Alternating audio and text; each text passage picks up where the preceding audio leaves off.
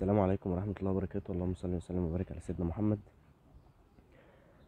امبارح انا كنت نزلت سؤال: ايه اسوأ نبات اشتريته ودايما بيموت معاك وانت مش حابب تشتريه تاني، اللي هو تعبت منه يعني. فانا جمعت معظم الاجابات بتاعتكم وهجاوبكم على كل حاجة. وعموما انا شارح الكلام ده قبل كده بدل المرة 10 مرات و20 مرة على القناة بتاعت اليوتيوب، في فيديوهات كتير قوي عن معظم النباتات اللي انتوا قلتوا عليها، كاد يكون كلها كمان. وشارح الكلام ده في منشورات كتير قوي برضو على الجروب. والجروب عندنا يعتبر، انا بعتبره خزنة معلوماتية كبيرة جدا فيها كل حاجة تقريبا، كل حاجة انتوا مش هتلاقوها في جروبات تانية، او مش هتلاقوا الاجابات التفصيلية دي في جروبات تانية. عشان كده بنصح الكل ان هم يضيفوا ناس، كل اللي بيحبوا الطبيعة يضيفوا ناس كتير قوي في الجروب، لان الجروب فعلا فعلا زاخر بالمعلومات. عشان ما اطولش عليكم، هتكلم عن اول حاجة: الورد البلدي. ناس كتير قوي قالت ان الورد البلدي بيموت، الورد البلدي الورق بيصدي، بيجيله موت رجعي، بيجيله عفن، الفروع بتسود. طيب، مبدئيا كده في حاجة لازم اخد بالي منها لما اجي اشتري شجرة من مشتل. ويمكن انا بتفادى الحكاية دي عندي لما باجي ابيع لحد. يعني لما حد بيقول لي انا عايز ورد بلدي، انا بديله ورد بلدي في قصات كبيرة، ما برضاش اودي شتلات في قصيص صغير، لان انا كده بحط اللي بيشتري تحت بند اللي هو شهر ولازم تنقل لقصيص اكبر. في ناس بتدور على الارخص. ده ما بيكونش صح الا اذا كان الواحد فاهم. لو فاهم اشتري اوكي شتله صغيره وراعيها، انقلها في قصيص اكبر لو انت فاهم، وحاول تراعيها باللي هي محتاجاه. طيب، الناس بتقول الورد البلدي بيموت. طيب، في اسباب كتير. اول حاجه ان ممكن انا اشتري شتله صغيره، والشتله الصغيره دي ما انقلهاش واعرضها لشمس كتير فتبتدي تموت. ده رقم واحد. رقم اتنين: معظم الورد البلدي بيكون مطعوم، وسبق انا شرحت الكلام ده في فيديوهات، وبيطلع فرع سرطان من تحت الطعم. فرع السرطان ده لما بيطلع من تحت الطعم المفروض ان انا بشيله، ما بسيبوش يكبر. في ناس كتير لما بتشوف الفرع الجديد ده طالع بيبقوا مبسوطين بيه وفرحانين، وبيسيبوا الفرع ده يكمل، وللاسف الفرع ده بيموت الشجره الاساسيه وبيموت الطعم. فيبقى واجب ازاله فرع السرطان. ومعظم الفيديوهات اللي انا اتكلمت فيها عن الكلام ده انا هبقى انزلها في التعليقات بتاعه الفيديو ده ان شاء الله، او في الوصف بتاع الفيديو ده. اللهم صل على سيدنا محمد. يبقى الورد البلدي، هجيب ورد بلدي، اخلي بالي انها لو شتله صغيره احاول انقلها في قصيص اكبر.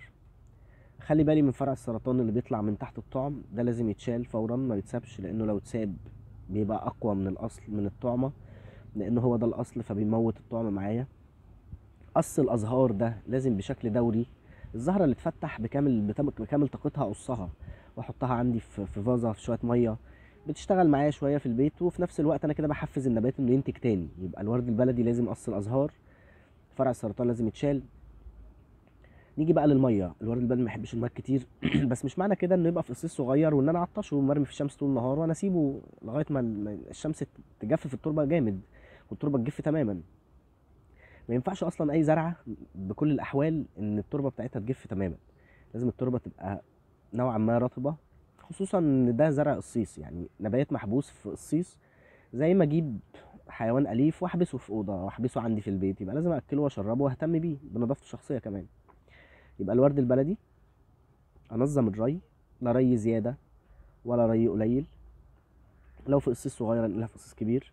فرع السرطان لازم اشيله. طيب، الورد البلدي بيصاب بعناكب، بيجيله اصابه عناكب. العناكب دي اللي هي جوه الورق. في نوعين من الاصابه: اصابه حشريه واصابه العناكب والاكروسات اللي هي بتبقى داخل الورق. الاصابه الحشريه الاولانيه بتاعت العناكب دي ممكن العنكبوت اللي هو العادي بتاع البيوت ده اللي هو يعمل خيوط على الفروع، ده بتبقى الحل ان هو لازم برش حشري. وحدوته الرش الحشري دي لكل النباتات مره كل 15 يوم، ده وقائي. محدش يقول لي انا عايز زرع اورجانيك من غير رش، هو كده كده يعتبر اورجانيك لانك ما بتلعبش في الهندسه الوراثيه بتاع النبات. فالرش ده اساسي، زي ما انت بتخش تاخد شاور بتقوم من النوم تغسل وشك، هي نفس الحكايه. لازم ارش بشكل دوري كل 15 يوم. طب، اصابه العناكب بيبقى واجب رش كالسيوم مع مبيد حشري للعناكب، اللي هو هو انا كنت اتكلمت برضو في فيديوهات قبل كده عن الثلاث انواع اصابه، اللي هو الحشري والفطري والعناكب والاكاروسات. فلازم رش، وان احنا نقصقص الاوراق المصابه ونعدمها. طيب في ناس بتخاف تقلم النبات، يقول لك النبات عندي كبير وفاضي من تحت وما فيش اوراق، الفروع ما تطول خلاص.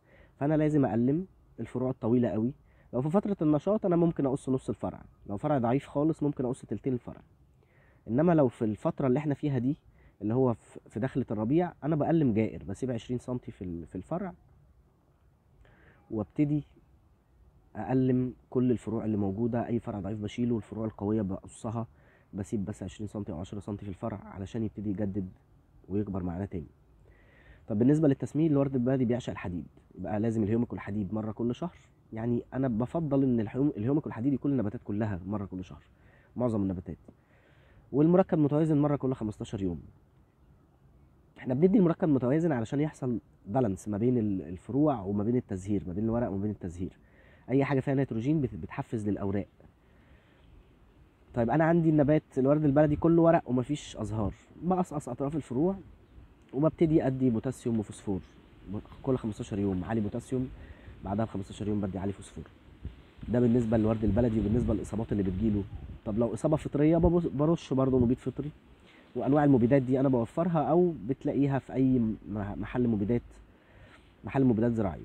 وممكن بدل ما تشتري عبوه كامله، لان في عبوات بتبقى غاليه، ممكن تشتري تحضير 20 سنتي او 30 سنتي تقعد معاك فتره، لانك مش هترش الكميه دي كلها مره واحده يعني.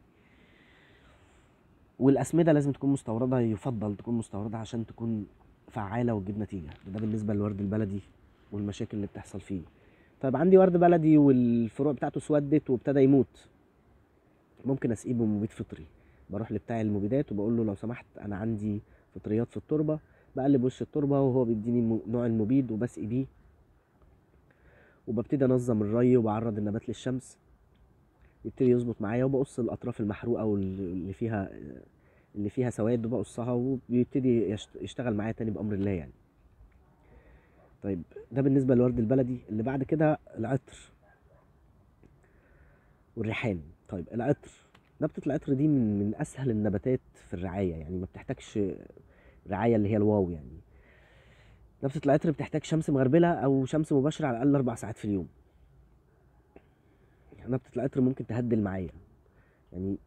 طب نبتة العطر فاضية من تحت وفيها فروع من فوق، بقص أطراف الفروع من فوق، بوز الفرع من فوق، بحفز نموات جديدة بتطلع لي من الجوانب. وبرضه الرعاية بتاعتها سهلة جدا. الهيومج ده شامل لكل النباتات، والمركب متوازن مرة كل 15 يوم، وبتحلو معايا والدنيا بتظبط يعني.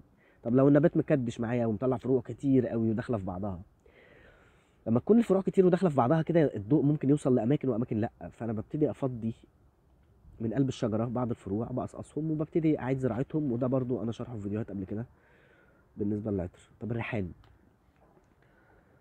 الريحان محتاج شمس، محتاج ان احنا نحاول نبعد عنه العصافير، بنعلق زينه او بنعلق اي حاجه تبعد العصافير، لان العصافير بتاكل الريحان.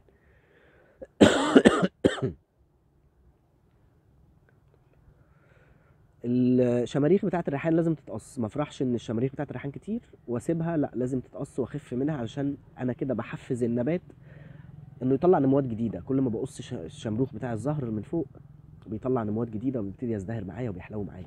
طب الريحان عندي طالع مثلا 3 4 فروع على ساق واحده، طالع 3 4 فروع، 5 6 فروع على ساق واحده، انا بقصقص كل الفروع ديت وبسيب الساق الاساسيه، وبقص وبسيب فرعين او 3 فروع من فوق من القمه. وببتدي اربي النبات على كده، لان الريحان قائم، نبات قائم مش نبات بيهدل. فلازم اقص شماريخ الريحان اول باول علشان يزدهر معايا. وبرده الرعايه هيومك ومركب متوازن في فترات النشاط. طيب مسك الليل بقى اللي الكل بيشتكي منه كتير قوي في التعليقات، يقول لك مسك الليل مسك الليل مسك الليل. الناس بتقول لك زفت الليل وهري الليل وحاجات كتير كده. وللاسف احنا مشكله الناس ان هم، هو دايما السرعه عندنا، يعني احنا متسرعين، دايما عايزين الحاجه تكع زرار تطلع لنا فجاه. مفيش الكلام ده يعني، مفيش حاجه هتعمل كده. الناس اللي بتحب النباتات وبتحب الطبيعه لازم نهدى شويه. لازم نحاول نفهم يعني ايه نبات اصلا، يعني ايه طبيعه النبات. الناس اللي بتدور على الزهر وبس، مفيش حاجه اسمها زهر وبس. انا لو بدور على زهر وبس يبقى اشتري زرع بلاستيك مزهر على طول وخلاص، اشتري شويه زهر بلاستيك واحطهم في البيت ورايح دماغي يعني. لكن النباتات بتحس زينا كده بالظبط. اي تغيير طفيف في الضوء في درجات الحراره بيأثر عليها. فمسك الليل من النباتات اللي ما بتحبش تعطش. لو عطش ورقه بيهدل وبيدبل وبيبتدي يصفر وبيبتدي يوقع وهكذا ودايركت، ويفضل على كده على طول. برضه هنرجع نقول انا اشتريت نبات، ما اشتريش شتله صغيره، عشان لو انا اشتريت شتله صغيره الشمس الشديده هتأثر عليها هتبتدي تعدمها معايا مع الوقت، ومش هيديني الزهر اللي انا عايزه، يعني مش هيديني الكثافه الزهريه ولا هيديني زهر اصلا. وناس كتير قوي عانت من الحكايه دي، ان هو بتقول مسك الليل ما بيزهرش معاها خالص. هو مش هيزهر طول ما بيعطش. كل ما بيعطش واجي انظم الري النبات مش هيزهر. النبات اصلا عايز يطلع ورق، وكل ما يفوق ويبتدي يطلع ورق يعطش مننا يدبل وهكذا. فاحنا نشتري شجره نحطها في قصيص مناسب ليها، نعرضها للضوء المناسب لحجم القصيص. ما ينفعش هتبقى في قصيص 20 سم ولا 16 سم وانا فرحان بقى ان انا جايبها ب 5 6 جنيه، اروح ارميها في الشمس عندي وانا الشمس عندي قاحله بتقعد بالست 7 ساعات في قلب البلكونه، وارجع كاكي بعد كده واقول ده ما بيظهرش وما بيعملش. فلا طبعا يعني مش هينفع الكلام ده. انا هشتري شجره يبقى احطها في قصيص مناسب وهعرضها للشمس المناسبه ليها. طيب عملت كده والنبات ابتدى يزدهر معايا، هيدي نموات جديده. ادى نموات جديده اشتغل عليه هيوميك وحديد زي ما قلنا، والمركب المتوازن كل 15 يوم مع الرش الحشري. عملت الثلاث حاجات دول هتلاقي النبات بيزدهر معايا اجباري، هيظهر في الموسم، اجباري هيظهر. طبعا جبت شجره مسك الليل وفيها فروع كتير. حاليا في الشتاء مسك الليل ابتدى يوقع ورقه، ده طبيعي جدا، مفيهاش اي مشكله. هو والفل البلدي والفل المجوز، معظم النباتات دي دلوقتي بردانه زينا دلوقتي. انا لابس 3 4 حتت، لابس جاكيت، لابس ايس كاب، حاطط كوفيه، اللي هو ليه كل ده؟ سقعان. الزرع نفس الحكايه، الزرع بيبرد. البرد الشديد ده هو خصوصا كمان ان هو متعرض لكل العوامل الخارجيه بره، بيوقف العصاره، بيخلي الورق يبتدي ينشف ويصفر ويقع. فهو كل ده طبيعي. يبقى انا لازم عليا واجب عليا ان انا اعمل خدمه شتويه. طب الجو ابتدى يدفي، امشير جه بالبشائر بتاعته الحلوه وداخلين على ربيع، يبقى انا هقلم سواء مسك ليل او فل، هقلم مسك الليل او الفل وابتدي ان انا اسمد. انا ما عملتش خدمه شتويه، اقدر اعمل دلوقتي ان انا احط شويه سماد عضوي. محدش يقول لي احط فضلات حمام وفضلات فراخ، الحاجات دي مش متحلله، لازم يكون متحلل عشان اضيفه. محدش يقول لي بنجر، ومحدش يقول لي ميه بطاطس، ومحدش يقول لي ميه خل وميه رز وميه مش عارف ايه. ميه الطبيخ دي مش هتفيد الزرع في حاجه. فانا لو عايز اسمد بسمد مركبات، بنزل اشتري المركبات دي واسمد بيها. مش قادر اعمل الكلام ده، بعمل الكمبوست عندي في البيت وبنقعه وببتدي اسمد بيه. الفكره في اضافه اي مواد للتربه لازم تكون متحلله. فالكمبوست لازم يكون متحلل، السماد البلدي او السماد العضوي لازم يكون متحلل عشان اضيفه، عشان يدفي النبات ويديله اللي هو عايزه. لان انا لو ضفت فضلات الطيور، فضلات العصافير، اي فضلات من الفضلات دي لو انا ضفتها، اول ما الجو يبتدي يحرر عليها هتعمل ديدان في التربه لانها لسه ما اتحللتش، وهتبتدي تاذي اكتر ما هتفيد. يبقى انا اعمل كده ليه؟ يبقى انا اشغل دماغي الاول وافهم احتياجات النبات ايه وابتدي اشتغل على هذا الاساس. طب حد ما عندوش سماد عضوي، ما عندوش الكلام ده، ممكن ندي عليه فوسفور. العلي فوسفور بيدفي الجذور شويه فتره الشتاء. طيب بالنسبه للربيع ودخلة الربيع، احنا ممكن نقلم معظم النباتات اللي كانت نموها واقف. النباتات الدايمة، النباتات العطرية او نباتات الزينة اللي كان نموها واقف طوال فترة الشتاء، انا ببتدي اقلمها الايام دي. ممكن اقلم وازرع. محدش يقول لي هزرع ورد بلدي من العقل، مفيش الكلام ده. شجرة ورد بلدي من العقل لو مطعومة، العقلة اللي انت هتزرعها هتديك نسر. انا بستغرب على الناس اللي منزله يقول لك زراعه الورد البلدي في 3 دقايق واعملها بعسل مش عارف ايه وحطها في شويه بيتموس وفجاه طلعت شجره وطلعت ورد بلدي. كل الكلام ده بلح، كل الكلام ده شو علشان يجيبوا مشاهدات كتير والكلام من ده يعني. انما انا لو هزرع شجره ورد بلدي، لو الورد البلدي دي مش مطعومه، اوكي العقله هتشتغل معايا مفيش مشكله، العقله هتديني نفس النوع، هتديني الاصل. لكن لو ورده بلدي مطعومه وانا خدت عقله منها ورحت زرعتها هتديني نسر. وناس كتير قوي عملت الحكايه ديت. اللي مش فاهم النسر يعني ايه، رجعوا الفيديو بتاع الورد البلدي والنسر على القناه بتاعت اليوتيوب تبع الجروب اللي هي بنفس الاسم، ازرع بلكونتك وسطح بيتك بيت العيله. يبقى ده بالنسبه لمسك الليل، ما ينفعش يعطش، لازم يتسمد كويس، الصيص يكون مناسب، ري معتدل، وننظم الري ليه. اهم حاجه تنظيم الري ليه مع التسميد. لو هو دلوقتي في فروع كتير ممكن اقلم الفروع الضعيفه والرفيعه، وابتدي ان انا اقص الفروع التخينه على 10 سنتي او 20 سنتي عشان احفزه انه يبتدي يشتغل معايا تاني للموسم الجديد ان شاء الله. طيب ناس بتقول المرمريه. المرمريه نبات حلو جدا، بس ما بيحبش البرد الشديد ولا بيحب الصيف الشديد. كل نبات من النباتات اللي سبق ذكرها واللي لسه هتتذكر، كل نبات له احتياج. في نبات يحب الشمس طول اليوم زي الفل مثلا، عايز شمس طول اليوم. الياسمين عايز شمس طول اليوم. مفيش مانع يتحط في 4 ساعات 3 ساعات في اليوم، بس مش هيدي الطاقة الزهرية زي النبات اللي متعرض للشمس طول اليوم. يعني ياسمين بلدي متعرضة للشمس طول اليوم هتبقى شغالة و100 فل 14 في الصيف، مش هتقول لي حاجة. هتفضل شغالة لحد شهر 12 كمان. أنا عندي الياسمين هنا كان شغال لحد شهر 1 بيدي زهر، لأن هو في شمس طول اليوم وفي تقليم وفي تسميد بمواعيد. المرمرية نفس الكلام. المرمرية أنا جبتها شتلة صغيرة ب5 جنيه ولا ب3 جنيه ولا ب10 جنيه.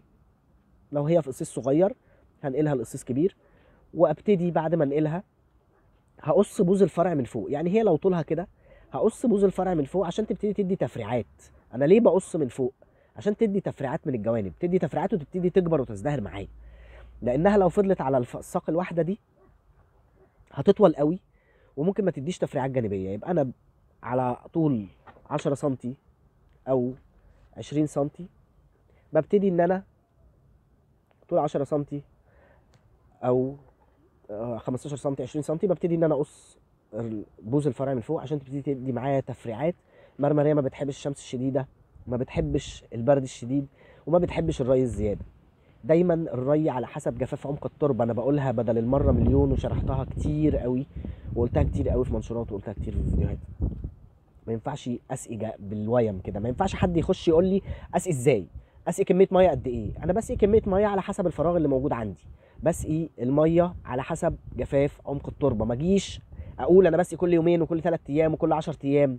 احمد غير محمد غير محمود غير فلان غير علان. كل واحد له ظروف طبيعيه عنده. انت عندك شمس 4 ساعات، غيرك عنده سطح الشمس رازعه فيه طول اليوم، غيرك ما عندوش شمس اصلا. فكل واحد من دول هيسقي بطريقه مختلفه على حسب جفاف عمق التربه، تقليب وش التربه، واشوف التربه عندي رطبه او لا. التربه رطبه قوي مش هسقي. التربه رطبه وابتدت تنشف ممكن اسقي تاني يوم. التربه ابتدت تنشف تماما بيبان على النبات ان الفروع بتبتدي تهدل وبتبتدي تدبل. يبقى انا انظم الري، وتنظيم الري ده مهم جدا.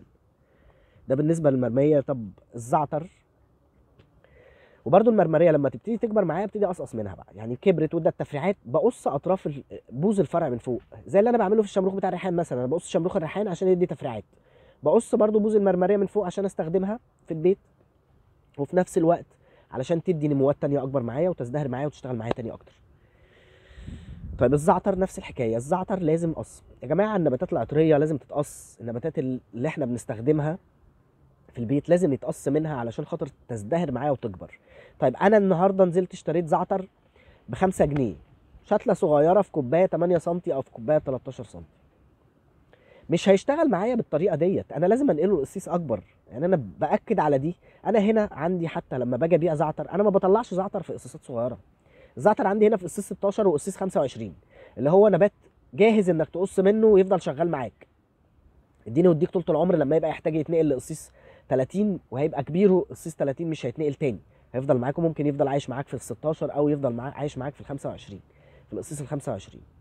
طيب انا بقص باستمرار علشان خاطر احفز نموات جديده وبالتالي اقدر استخدم منه. يعني انا ما اسيبوش يطول قوي ويهدل قوي وارجع اقول ده النبات بينشف.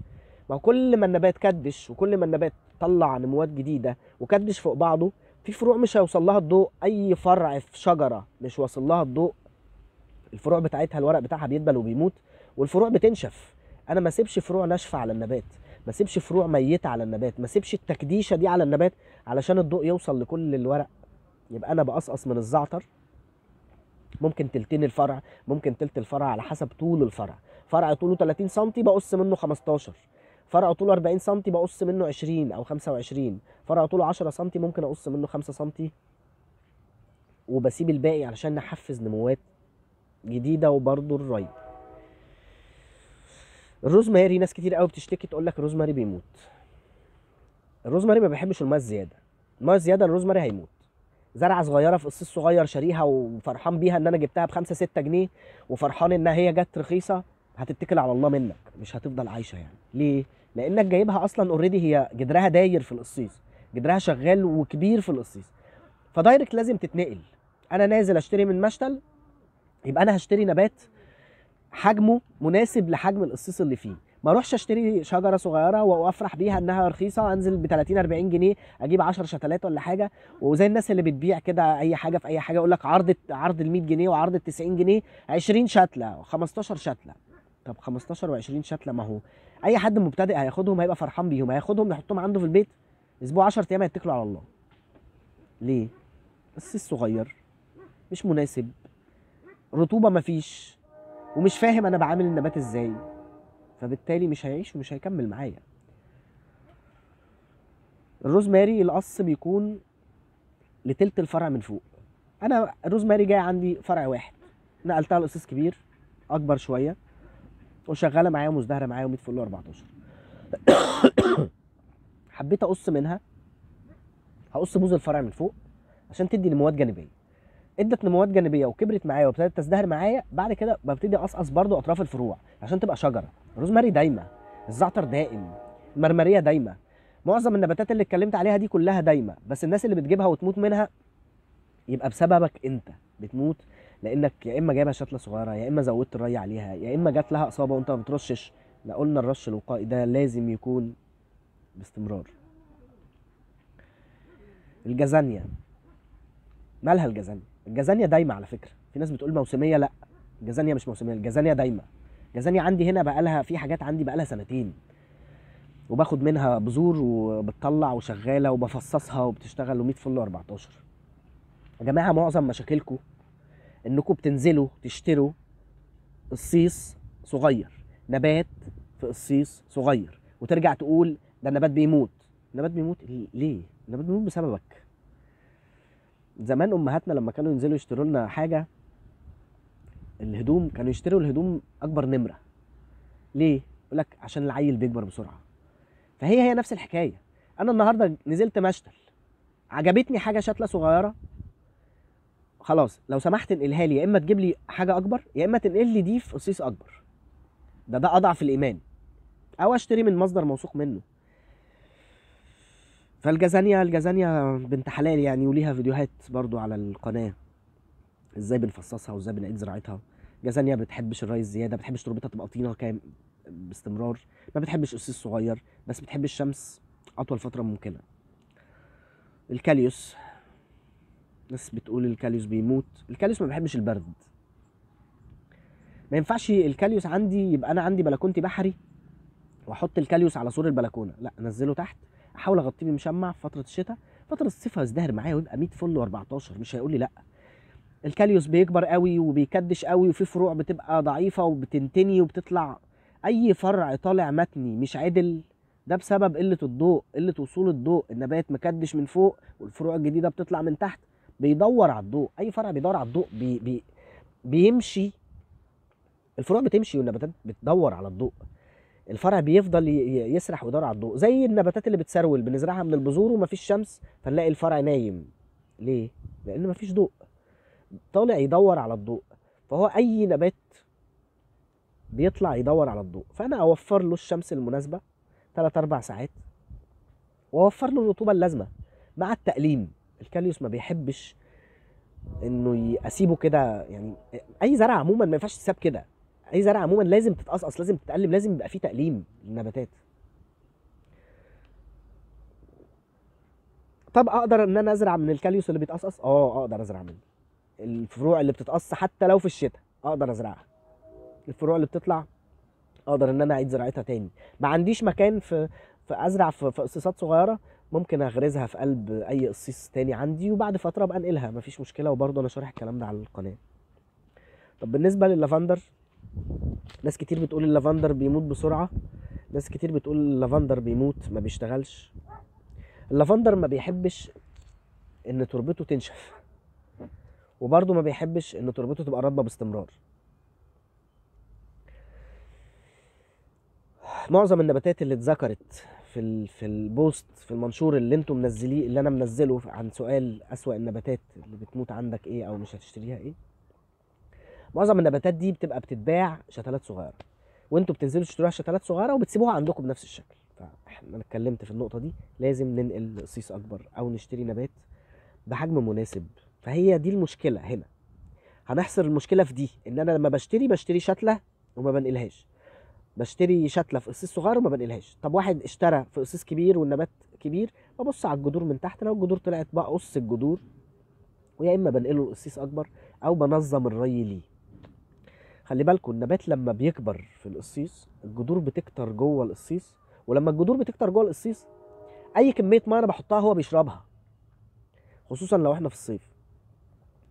فيبقى النبات بيمتص الميه بسرعه وما بيبقاش فيه رطوبه، بتبتدي الجذور تتحرق وبالتالي الورق بيتحرق من فوق. الفل البلدي اتكلمت عنه. العنكبوت، نبتة العنكبوت ما بتحبش البرد عشان ما تتحرقش، ونبتة العنكبوت ممكن تبقى داخلي لكن في مكان شايف ضوء قوي. لو داخلي، اي نبات داخلي لازم يبقى في تربة صناعية. لو هنجيب نبات داخلي في تراب اسمر ورمل، يبقى احنا ما بنسقيش خالص الا لما التربة تبتدي تجف تماما. اللهم صل على سيدنا محمد. نبتة العنكبوت لو كبرت في القصيص لانها بتكدش وبتطلع فروع جانبية كتير، اللهم صل على سيدنا محمد، لو بتكدش وبتطلع فروع جانبيه كتير،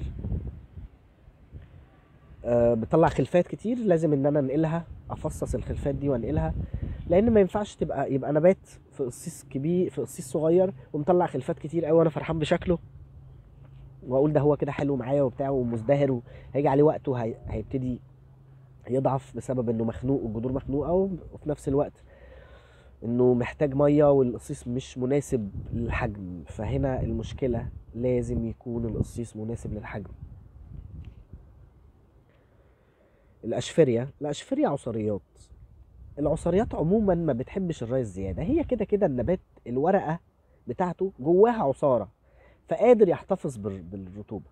طيب العصريات عموما والصبارات في الشتاء شمس مباشره بدون كلام، في الصيف شمس مغربله او شمس غير مباشره. في الشتاء بنقلل الري لحين جفاف التربه تماما، في الصيف ما ينفعش التربه تجف تماما، بنروي عند جفاف عمق التربه. لما تبتدي تجف ببتدي اسقي، بتزدهر معايا. العصاريات طبعا بتتكسر من الورقه او من العقل. الجهنميه، حد بيقول الجهنميه دي شجره يعني مش محتاجه حاجه خالص، محتاجه بس ان انت ما تسقيهاش كتير، تسقيهاش كتير هتشتغل وتجري معاك. طيب وايه تاني الجهنميه بتحتاجه؟ الجهنميه مش عايزه تتسقي على طول، ما بتحبش الميه كتير، الميه كتير مش هتخليها تزهر اصلا. الجهنميه عايزه شمس طول اليوم، طول ما هي في الشمس طول ما هي هتظهر معاك. ده ما بتشوفش شمس هتدي ورق ومش هتدي ازهار. الجهنميه عندي مطلعه ومكدشه وفيها فروع كتير قوي، لازم الفروع دي تقص، اي فروع ضعيفه فيها اقصقصها. احنا بنشوف ساعات الجهنميه في المشاتل بتبقى عامله زي الشمسيه كده، مربي على ساق واحده ومن فوق مقصقص من تحت، ومن فوق سايبها تعمل الشكل اللي احنا عايزينه. او اربي على فرع واحد ويطلع يمشي بقى، يعدي لي من بوابه، يطلع لي على تكعيبه. انا بستغرب على الناس اللي بتسيبها تمشي بمزاجها. ما ينفعش زرعه تمشي بمزاجها، زرعه تمشي بمزاجها بتكدش وفي فروع بتغطي على فروع، واللي مش شايف الضوء بيموت، وتبتدي تجيب حشرات ونرجع نشتكي نقول الزرع مش شغال ليه او الزرع بيموت ليه. جهنميه شمس مباشره اطول فتره ممكنه، ري قليل، وطبعا التسميد لكل النباتات زي ما قلت هيومك وحديد ومركب متوازن مع الرش الحشري. الونكه، انا جبت شتله ونكه. شتله الونكه دي انا جبتها من المشتل وليكن ب5 جنيه ب6 جنيه ب10 جنيه وات ايفر، يعني هي سعرها ايه، طولها 10 15 سم، طولها 10 15 سم، وجبتها شتله صغيره في قصيص صغير، يبقى انا هنقلها قصيص كبير. انا يعني الفيديو ده كله انا عمال اتكلم واقول يا جماعه لو اشترينا صغير في قصيص صغير لازم ننقل في قصيص كبير، ومش قصيص كبير بقى اقول انا هنقل مره واحده ومش هنقل تاني واروح رايح ناقلها في جردل، مش هينفع، لان الرطوبه لو زادت عن الحد هتقتل النبات. ما يبقاش شتله صغيره زي الطفل كده. الطفل الصغير لما بيتولد بينام في حضن امه شويه، وبعد كده بيتعمل له سرير صغير على قده، شويه شويه بينام في اوضه لوحده، نفس الحكايه. فوينكا عايزها تكبر وتزدهر معايا. الوينكا دايما، انا بستغرب الناس اللي بتقول وينكا بجيبها وبتموت. ليه بتموت؟ لانك لا بتقلم ولا بتراعي ولا بتهتم، الونكه عايزه شمس مباشره اطول فتره ممكنه، والقصيص يكون مناسب لحجمها. واقص بوز الفرع كل فتره. كل ما بقص بوز الفرع النبات بيكدش ويحلو معايا ويكتر معايا. الثرو الليموني. الثرو الليمون مش عايز يتزرع في قصيص، يعني الثرو الليمون ما ينفعش في بلكونه، الثرو الليمون ده عايز ارض، لان النبات ده حساس جدا للرطوبه الزياده، حساس جدا لقله الشمس. فثرو ليموني لو عجبني وحلو انا ممكن اجيب التويه الليموني دي واحطها في البلكونه، ما عنديش مشكله، هتفضل عايشه معايا عادي شكل الثرو. لكن الثرو الليمون عايز ارض، فهجيبه وازرعه في ارض اوكي، ازرعه في برميل ماشي. لكن ان انا احط ثرو ليموني في قصيص، سواء بقى فخار سواء قصيص بلاستيك، هيعيش معايا شويه وهيتكل على الله. ومحدش يقول ان الثرو الليمون بيطير الناموس، لان الكلام ده بلح، ما بيطيرش ناموس ولا حاجه.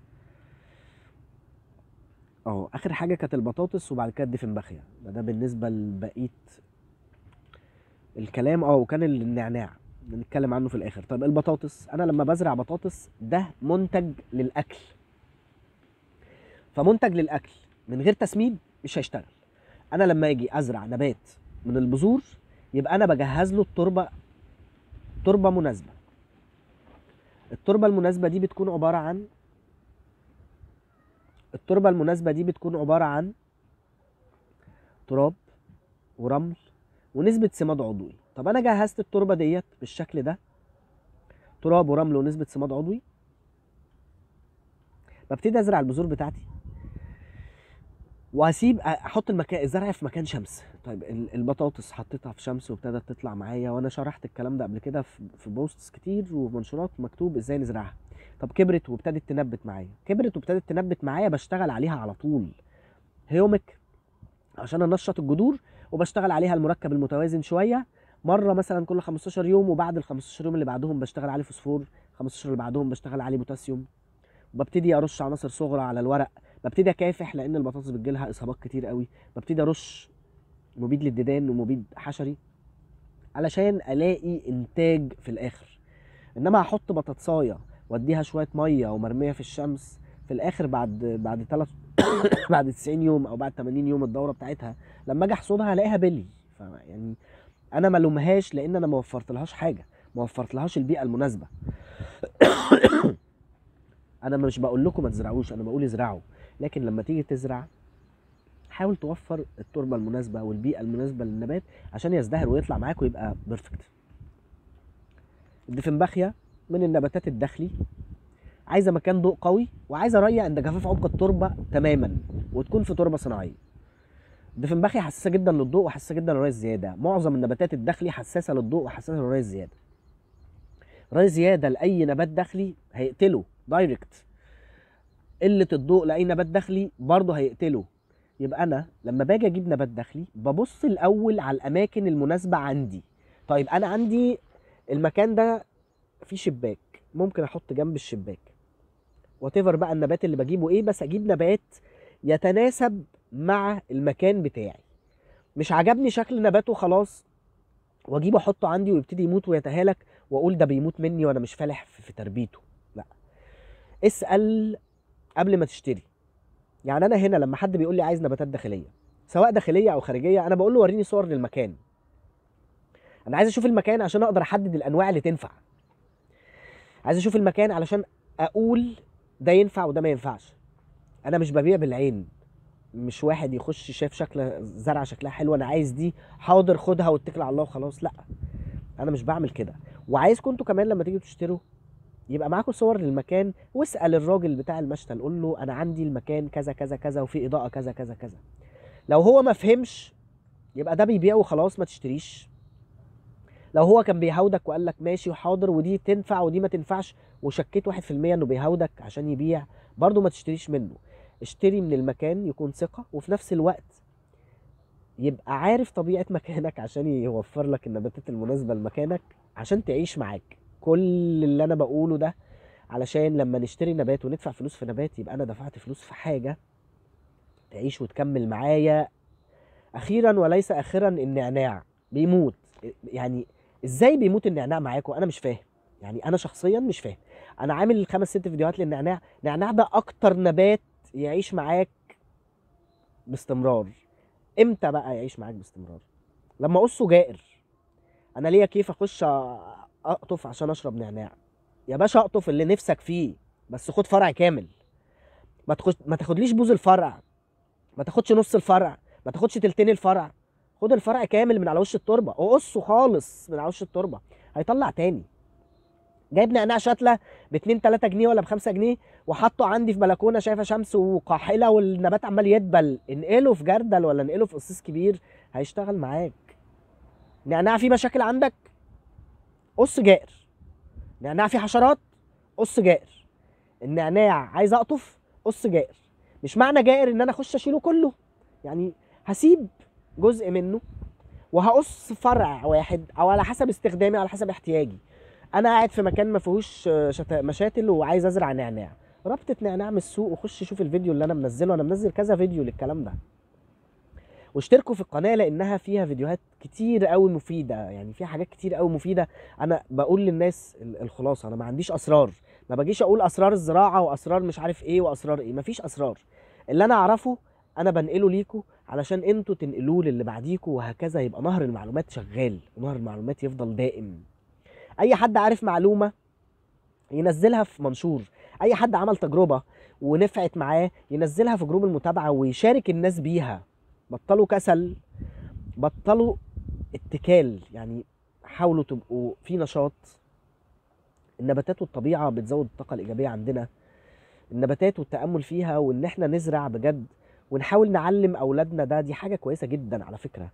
أنا النهاردة لو علمت ابني يهتم بزرعة، لما أنا أكبر في السن هو هيهتم بيها شخصيا، مش هيرميني وينساني. يعني اللي هو احنا هنا في ثقافة حقيقية بنحاول ننقلها لبعض. فيا ريت يا ريت يا ريت اللي يتفرج على الفيديو ده يشترك في قناة اليوتيوب، ويدخل صفحة البيع يعمل فيها، يعمل لها لايك ويتابعها، ويبقى متفاعل على جروب المتابعة. يعني جروب المتابعة فيه معلومات كثيرة جدا، دخلت بصيت على حاجة، عملت سيرش عن حاجة ولقيت معلومة مفيدة، اعمل البوست اب عشان بقية الناس تشوفه. حاولوا بقدر الامكان تزرعوا وتهتموا بالنباتات عندكم. اهم حاجة نبات في قصيص صغير لازم يتنقل لقصيص كبير. الري ما يزيدش، الري على حسب جفاف عمق التربة. نهتم بالتقليم وبالقص، التسميد، ورش المبيدات للوقاية. الخمس حاجات دول لو اهتمينا بيهم النبات هيبقى مزدهر معانا، وهيبقى 100 فل 14، وهتبقى الدنيا حلوة جدا معانا، وهنبقى مستمتعين. اسيبكم بقى دقيقة كده مع شوية حاجات حلوة. ده الورد البلدي اهو، بالنسبة للقص الجائر انا قصيت الورد البلدي جائر اهو لو انتوا شايفين. دي الاشفريات اهي، انا معطش ما بسقيش الاشفريات زي ما قلت. ده بالنسبة للكاليوس اهو، حطه في مكان تحت الصوبة، شايف شمس مباشرة وبعيد عن البرد الشديد، اللي هو بحاول اوفر للنبات احتياجاته علشان يزدهر ويحلو معايا. والسلام عليكم ورحمة الله وبركاته.